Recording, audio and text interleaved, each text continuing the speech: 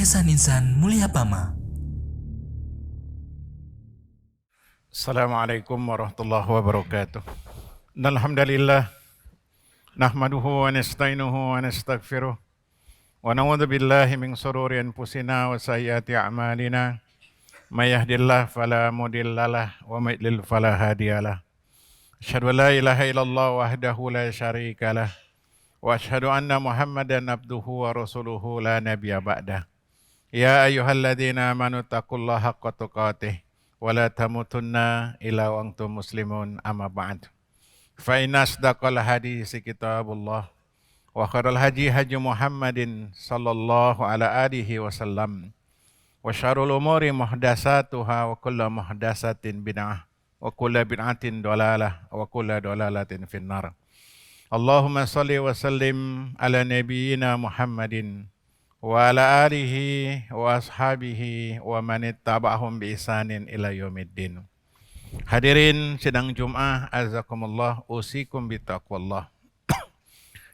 Nabi SAW dalam hadis sahih pernah bersabda, as-shadaqatu burhan. Sedekah adalah bukti keimanan. Menarik sabda Nabi SAW yang tercantum dalam riwayat Muslim.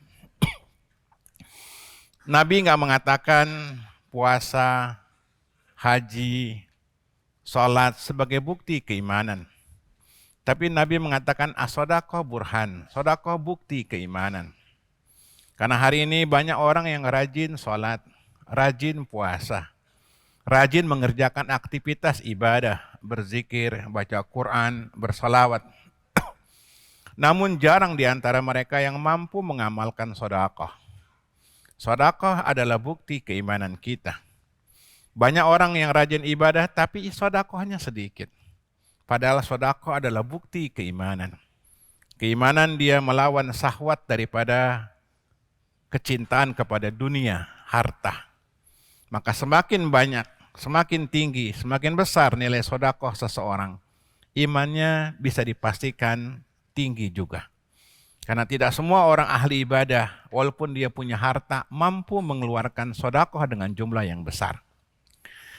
Banyak cerita dalam Al-Quran maupun dari kisah-kisah para ulama tentang keutamaan sedekah. Di antara kisah Abu Thalhah, salah seorang sahabat di masa Nabi yang mempunyai harta yang cukup banyak. Ketika turun ayat Al-Quranul Karim, Allah berfirman, lan tanalul birra hatta tunfiqu mimma tuhibbun. Kalian tidak akan bisa mencapai derajat kebaikan yang sempurna sampai kalian berani menginfakkan harta yang paling kalian cintai.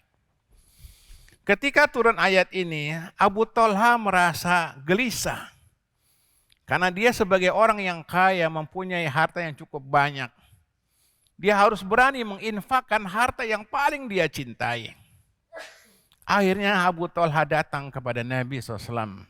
Sehubungan dengan ayat Al-Quran, lan tanalul birra hatta tunfiqu mimma tuhibbun. Kalian tidak akan bisa mencapai derajat kebaikan yang sempurna sampai kalian berani menginfakkan harta yang paling kalian cintai. Lihat bagaimana sahabat yang mulia ini, Abu Thalhah, yang tadinya orang kafir masuk Islam. Kemudian dia sukses, datang pada Nabi, ya Rasul, Allah turunkan ayat Al-Quran yang bunyinya kalian tidak bisa mencapai derajat kebaikan sampai kalian berani menginfakkan harta yang paling kalian cintai. Ya Rasul, tidak ada harta yang paling saya cintai kecuali kebun saya ini, kebun kurma. Yang adanya di depan Masjid Nabawi. Kebun kurma yang sangat luas sekali. Ini harta yang paling saya cintai ya Rasul. Dan Al-Quran, Allah berfirman, kamu belum sampai mencapai derajat kebaikan sampai berani menginfakkan harta yang paling kalian cintai. Abu Thalhah langsung mengatakan, ya Rasul, saya infakkan hasil dari kebun saya untuk fisabilillah. Allahu Akbar. Ini iman sahabat Nabi. Langsung ketika turun ayat, langsung diamalkan. Walaupun berat, itu berani menginfakkan harta yang paling dia cintai, dia tetap kerjakan. Mulai sekarang hasilnya dari kebun ini saya sedekahkan fi sabilillah. Nabi langsung mengatakan, luar biasa, ini harta yang barokah. Dan Nabi perintahkan kepada Abu Thalhah untuk memberikan harta ini kepada orang yang terdekat di antara keluarganya. Maka pelajaran dari kisah ini, yang pertama, keutamaan iman seseorang tatkala dia bersedekah. Bukan semata-mata amaliyah ibadah. Sedekah adalah bukti keimanan. Sahabat berani menginfakkan apa saja yang mereka punya, termasuk yang terjadi di masa Nabi di Mekah, Muhajirin. Mereka tinggalkan hartanya di jalan Allah. Dan juga kaum Ansor, mereka rela membagi hartanya menjadi dibagi dua untuk sahabat Muhajirin yang datang.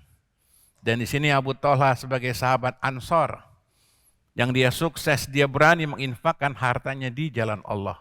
Harta yang paling dicintai.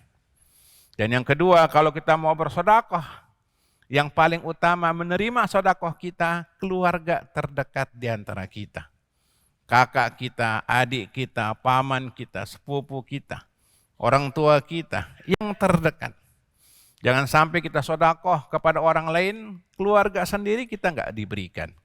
Ini salah dan melanggar ayat Al-Quranul Karim dalam surah Al-Baqarah. Yas'alunaka madza yunfikun. Mereka tanya kepada engkau, ya Muhammad, apa yang harus mereka keluarkan dari harta mereka? Apa yang harus mereka sedekahkan dari harta mereka? Qul ma anfaqtum min khairin fabil walidain. Maka yang pertama yang kamu sedekahkan dari harta kamu itu, yang pertama untuk orang tua. Wal aqrabin, kepada kerabat. Yang ketiga kepada anak yatim. Wal yatama, yang keempat baru kepada fakir miskin. Dan yang terakhir kepada ibnu sabil. Yaitu kalau sekarang ibnu sabil adalah pengungsian. Hadirin sidang Jumat azakumullah. Yang kedua, kisah sedekah adalah kisah salah seorang ulama besar, ahli hadis, Syekh Muhammad Nasiruddin Al-Albani. Ketika dia hidup, diam-diam dia sedekah kepada fakir miskin yang ada di sekitar rumahnya. Sehingga ketika beliau wafat, tiba-tiba rumahnya dikepung oleh fakir miskin. Istri dan anak-anaknya kaget luar biasa. Ada apa fakir miskin begitu banyak di rumahnya? Mereka mengadu kepada keluarga Syekh Albani pada waktu itu yang telah wafat. Mereka mengatakan bahwa Syekh telah memberikan santunan kepada mereka, rutin tiap bulan memberikan santunan. Sekarang Syekh sudah wafat, ada atau tidak keluarganya yang mau melanjutkan menyantuni kami? Ini gambaran jamaah sekalian bahwa ulama sudah terdahulu peduli dengan bansos.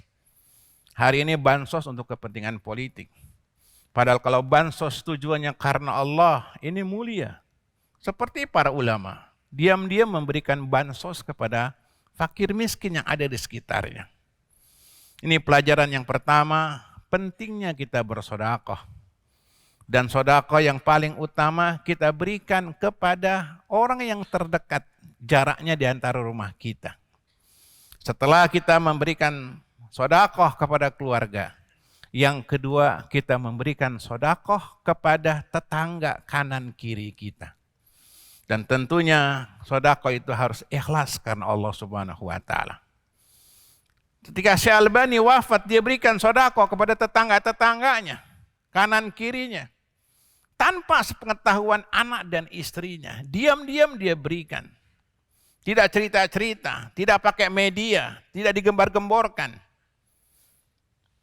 Tapi amal tetap amal, Allah pelihara. Fakir miskin datang kepada keluarganya, kaget keluarganya, kaget istrinya, kaget anak-anaknya. Ternyata orang tua mereka adalah orang tua yang peduli kepada masyarakat. Dia memberikan bantuan tulus, sekalipun keluarganya tidak ada yang tahu. Ini pelajaran yang bagus jemaah sekalian. Kalau kita sedekah, cukup Allah saja yang tahu. Dan di hadis disebutkan, tangan kanan yang memberikan, tangan kiri tidak mengetahuinya. Ini contoh sedekah yang tulus. Tetap Allah singkap, Allah buka. Kalau itu orang baik, orang yang terus dibuka. Seperti kisah Syekh-Albani. Dia tidak pernah cerita sama keluarganya, sama anak istrinya. Tapi karena keikhlasan, Allah buka juga. Dan ini menunjukkan tentang keutamaan ikhlas. Kita berharap semoga Allah Subhanahu wa taala menerima kebaikan sedekah-sedekah kita. Barakallahu li wa lakum wa nastaghfiruhu innahu wal ghafurur rahim. Alhamdulillahirabbil alamin wa bihi nasta'in ala umuri dunya waddin. Wassalatu wassalam ala nabiyyina Muhammadin wa ala alihi wa ashabihi wa man ittaba'ahum bi ihsanin ila yaumiddin amma ba'd. Hadirin sidang Jumat, jazakumullah. Kita lanjutkan potongan ayat tadi, potongan hadis Nabi, as-shadaqatu burhan, sedekah bukti keimanan. Kisah yang ketiga adalah kisah salah seorang mufti terbesar di Arab Saudi yang sudah wafat juga. Namanya Syekh Abdul Aziz bin Baz. Seorang mufti, seorang ahli fatwa nomor 1 di Arab Saudi yang matanya buta. Suatu ketika rumahnya kedatangan maling tengah malam. Maling itu datang untuk mencuri tentunya. Syekh sedang siap-siap untuk sholat malam. Kemudian mendengar suara gaduh di rumahnya. Kemudian dia karena buta, dia tekan tombolnya. Karena pejabat negara Syekh, sehingga di rumahnya banyak polisi. Pencuri itu salah masuk. Ternyata yang dicuri adalah seorang ulama besar, termasuk juga pejabat pemerintahan. Ditangkaplah seorang pencuri itu. Ternyata sebelum dibawa ke kantor polisi, pencuri itu dihadapkan kepada Syekh bin Baz, maaf. Syekh bin Baz minta tolong hadapkan saya si pencuri itu. Ditanya oleh Syekh, kenapa kamu mencuri? Si pencuri ternyata warga negara India. Dia cerita bahwa ibunya sakit yang harus diobati, dioperasi. Biayanya sangat besar. Kalau dikurskan dengan kita ratusan juta. Syekh terharu. Sehingga orang itu tidak jadi ditangkap. Bahkan diberikan uang sesuai yang biaya operasi ibunya. Plus ditambah ongkos untuk pulang pergi. Kemudian si pencuri pun langsung berterima kasih. Dia tidak ditangkap, bahkan dikasih uang sedekah dengan jumlah yang besar untuk biaya pengobatan sang ibu. Sang pencuri pulang ke negerinya di India sampai 4 bulan. Sampai ibunya sembuh dari penyakitnya. Ketika sembuh, si pencuri datang lagi ke Arab Saudi untuk berterima kasih kepada Syekh. Ternyata ketika dia sudah datang ke Arab Saudi, Syekh bin Baz sudah wafat. Dia nggak sempat berterima kasih karena orangnya sudah wafat. Setiap dia dengar ceramah di Masjidil Haram, khotib-khotib menyebutkan nama Syekh Abdul Aziz bin Baz, si pencuri itu menangis. Dia berhutang jasa.